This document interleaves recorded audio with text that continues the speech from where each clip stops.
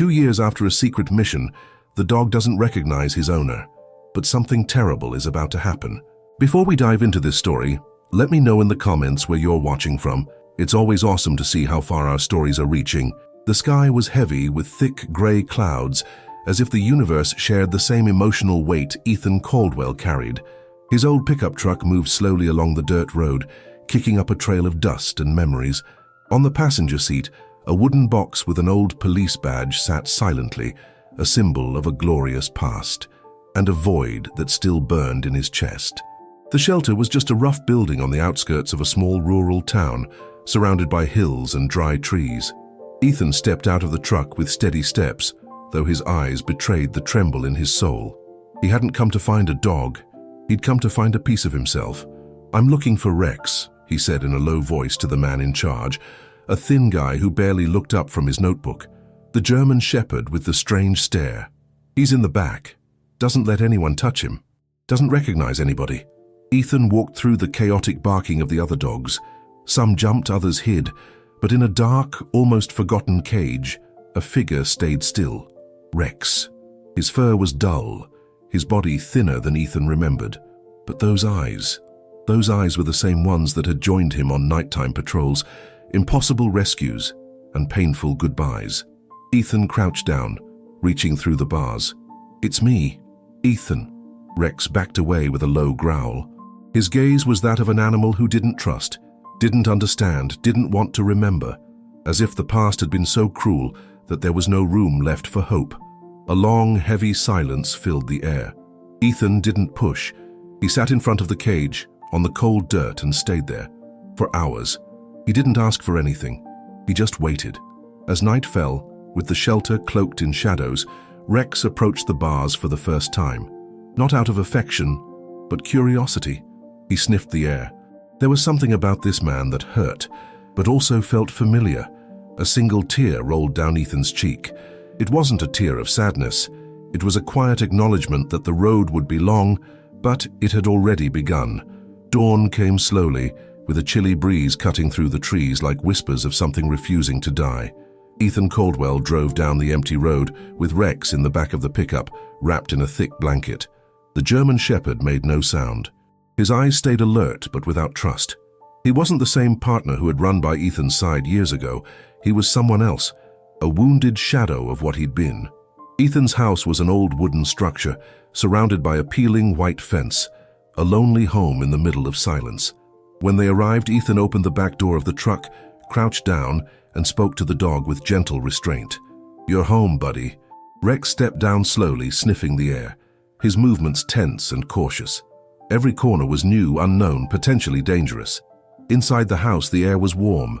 Ethan had set up a special spot by the fireplace, an old blanket, a bowl of fresh water, and a tennis ball. The reaction was small, but enough to crack something in Ethan's chest.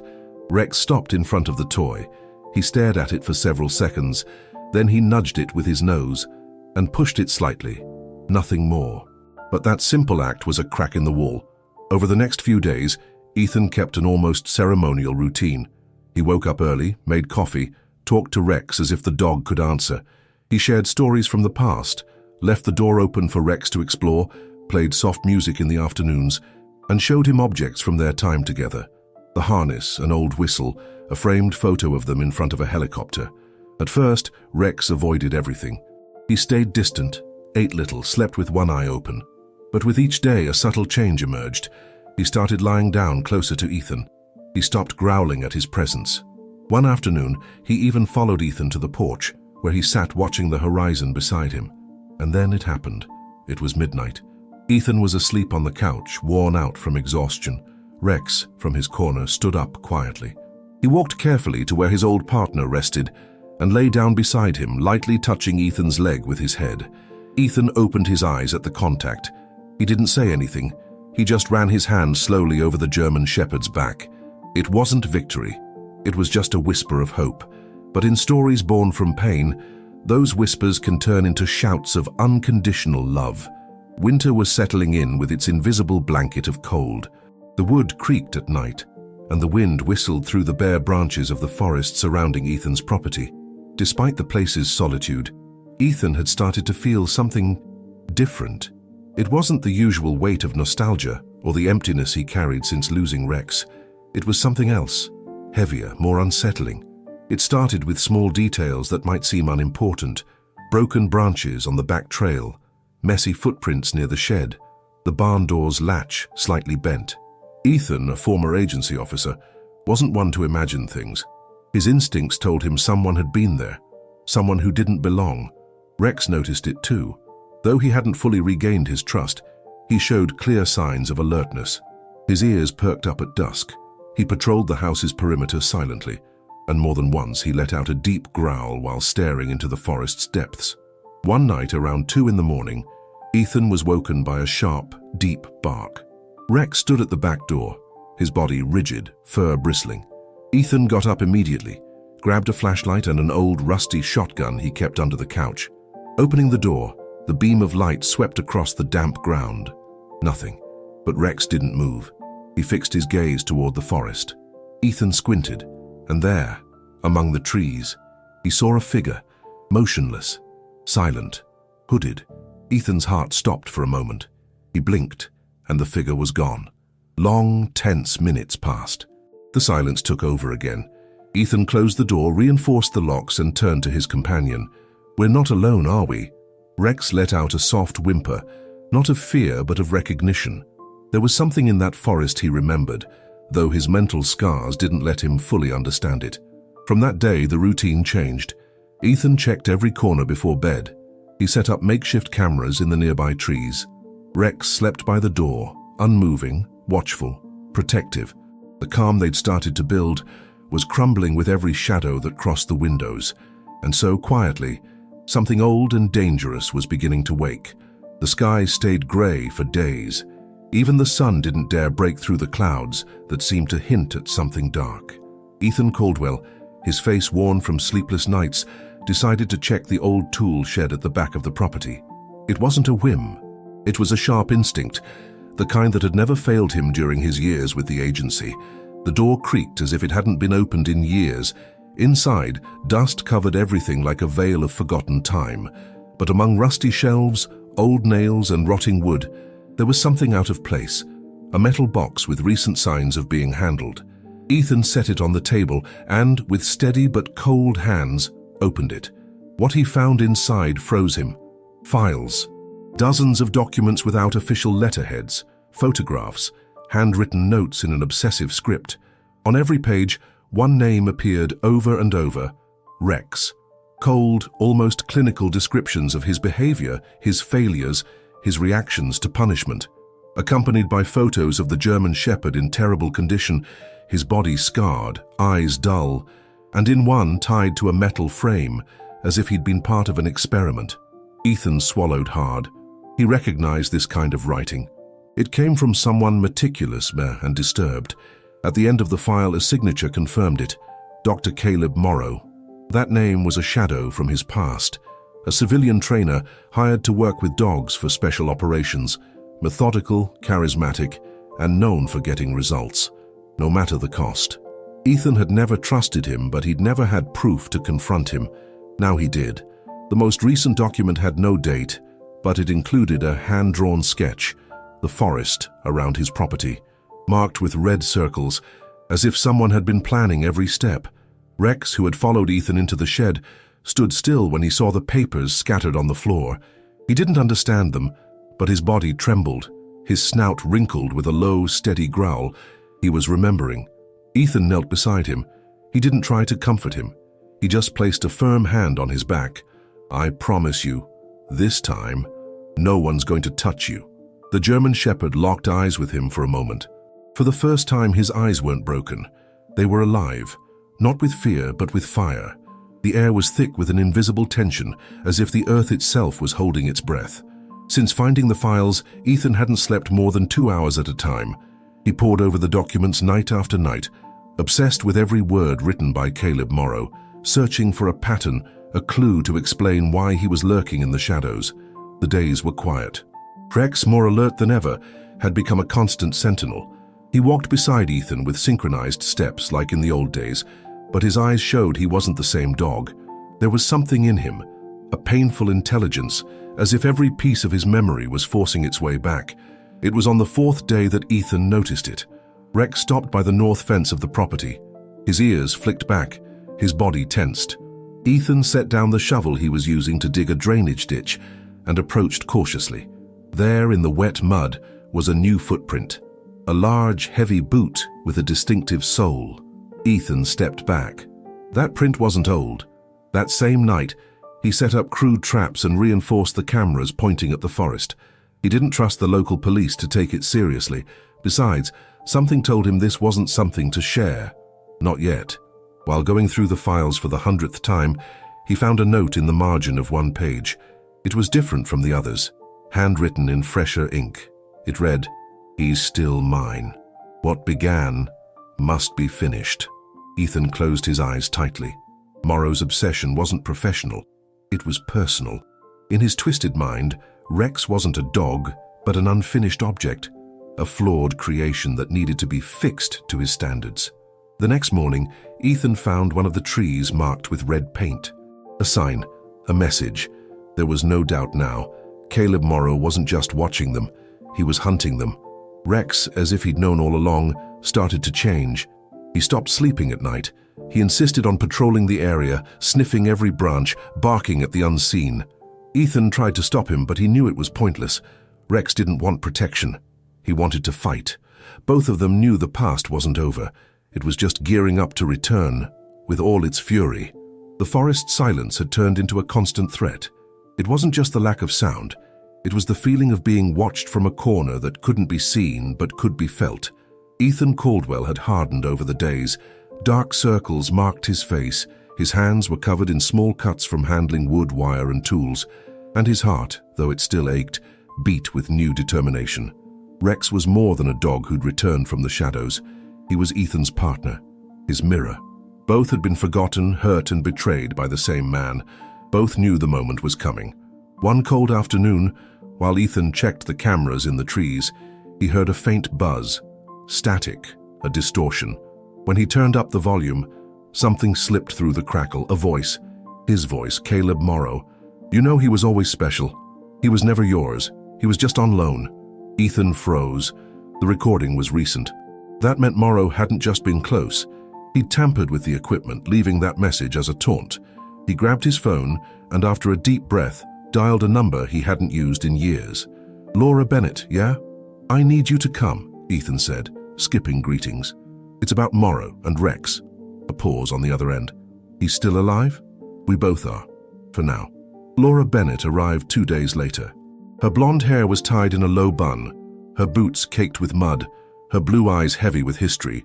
She'd been an agency investigator before leaving after a scandal that was never fully explained. Ethan knew her well. They'd shared more than missions, though that was buried by time. "Where is he?" she asked, stepping out of her car. "Out there, patrolling with his demons," Ethan replied, pointing toward the trees. When Rex returned, no words were needed. He stopped in front of Laura, studied her for a long moment, and finally stepped forward. He recognized her. She'd been part of his life too, though distant. Another silhouette from that golden time before the darkness.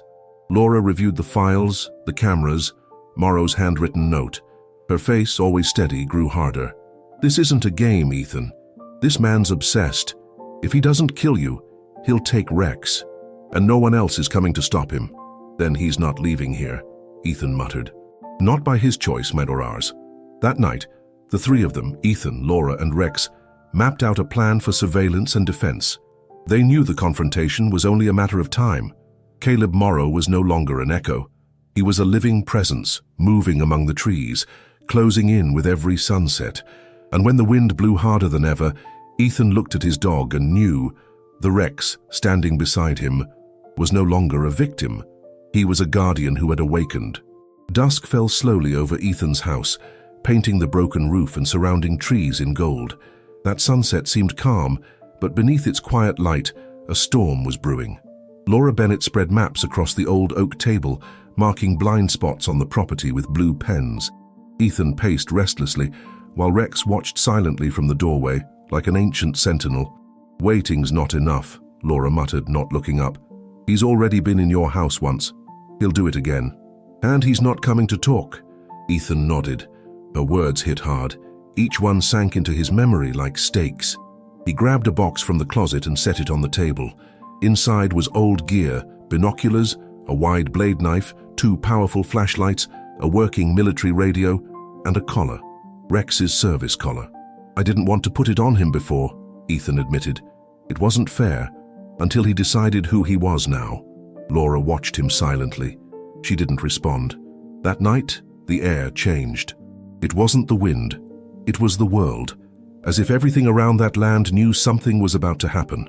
At 2:43 a.m., the east side sensor went off. A sharp sound broke the silence. Ethan leapt from bed. Laura was already up, gun in hand. Rex stood by the window, back arched, teeth bared. Checking the camera feed on the monitor, Ethan saw what he feared. A figure crossing the tree line. He didn't run. He walked, with steady steps, as if he knew every inch of the ground. Caleb Morrow. But something else threw them off. He wasn't alone. Tied to a leash beside him, a second German shepherd followed. Its body was thinner, its eyes dull, but its movements were precise, almost mechanical, a distorted mirror of what Rex had been. Laura frowned. Another dog? No. A message. Rex started barking with a mix of rage and anguish. He lunged at the door, desperate. Ethan held him back with effort, kneeling beside him. "You're not facing him alone," he said firmly. "This time we fight together." Within minutes they sprang into action. The outdoor lights blazed on, the traps were armed. Every access point was monitored, but Morrow didn't advance. He stopped at the edge of the property, raised his hand, and dropped something to the ground, a piece of cloth with dried blood. Then he turned Bud and vanished into the trees, taking the silent dog with him. Rex sniffed the air from the open door. He stood still for several seconds, then let out a deep, gut-wrenching howl that chilled Ethan and Laura's blood. It was a cry that didn't come from his throat. It came from his soul. Morning arrived without glory, heavy with a dense cold that sank into the bones. The silence was total, as if the forest itself was holding its breath after the nighttime encounter. Ethan Caldwell sat on the porch, a coffee mug in his trembling hands. He hadn't slept. Neither had Laura, nor Rex. The German shepherd lay by the door, eyes open, fixed on the horizon where Morrow had vanished hours before. "He's not going to stop," Ethan murmured, not looking at Laura. "This isn't a warning anymore. It's a ritual for him." "And you're the sacrifice," she replied, her voice dry, full of resignation and contained anger. They both knew the end was near, but they didn't yet know how it would come. Later, while searching the forest for recent tracks, they found a small structure made of branches, hidden between 2 large rocks. Inside was a worn leather notebook. The first pages were gibberish, symbols, crossed-out words, repeated phrases, but as they read on it became clear. It was a journal. The entries were signed by Caleb Morrow. He wrote about the purity of obedience, about Rex's emotional flaws after his time with Ethan, and about how a new specimen was being prepared. Laura slammed the notebook shut. "This man's beyond any law." Back at the house, Ethan found Rex restless. He paced in circles, nervous, sniffing every corner of the interior. Then, suddenly, he stopped in front of the old hallway mirror. He growled, but not at his reflection, at what was behind it. Ethan spun around. A dark figure darted past the window of the next room. Chaos erupted. Broken glass, the dull sound of wood giving way. Shouts. Laura ran to the west side of the house, gun drawn. Ethan and Rex moved to the basement. There they found the back entrance forced open, but no one was there. Only the other dog.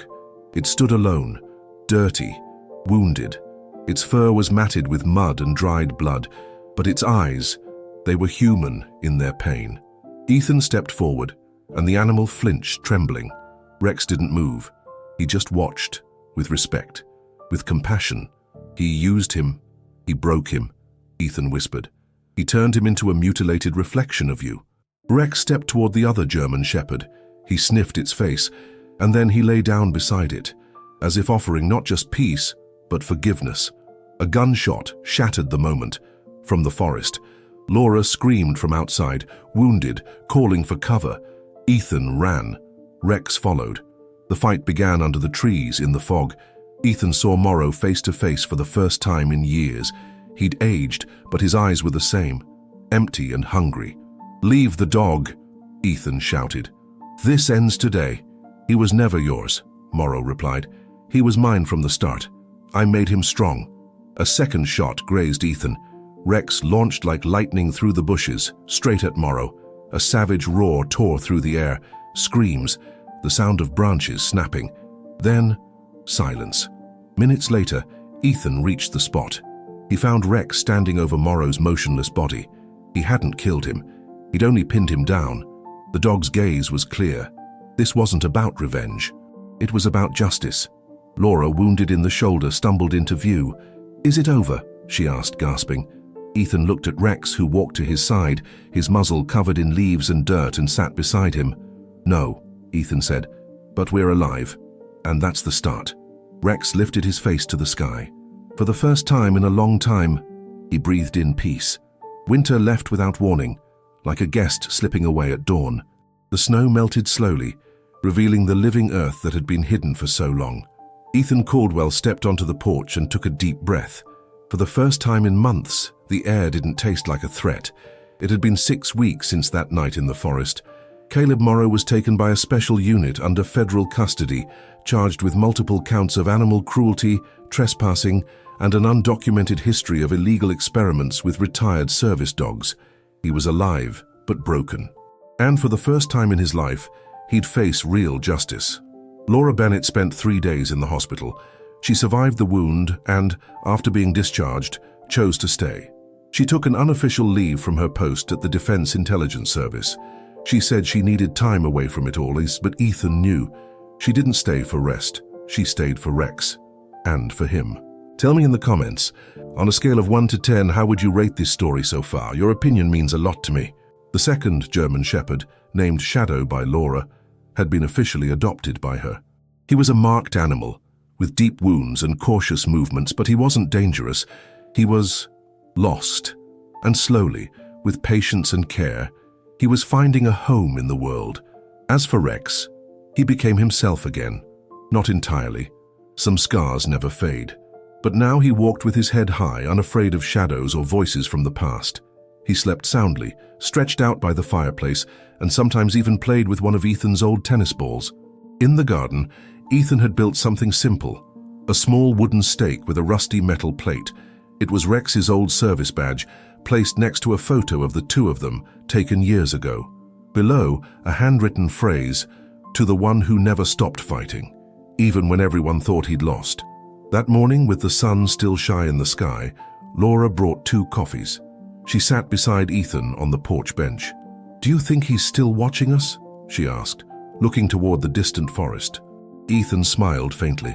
"No, I think he finally got lost in his own darkness, and we learned to live outside it." Rex stood and walked toward them. He sat between them, lifting his face to the breeze. And then, as if answering everything said, he let out a short bark, firm, light, and full of life. Their story didn't end there. It just took a new shape. Thank you so much for sticking with this story until the end. If you enjoyed it, please give it a like and subscribe to the channel. It helps us a ton and motivates us to keep bringing new stories every week. And since you're here, take a moment to check out another one of our stories that's popping up on your screen. Big hug and see you next time. Stay well.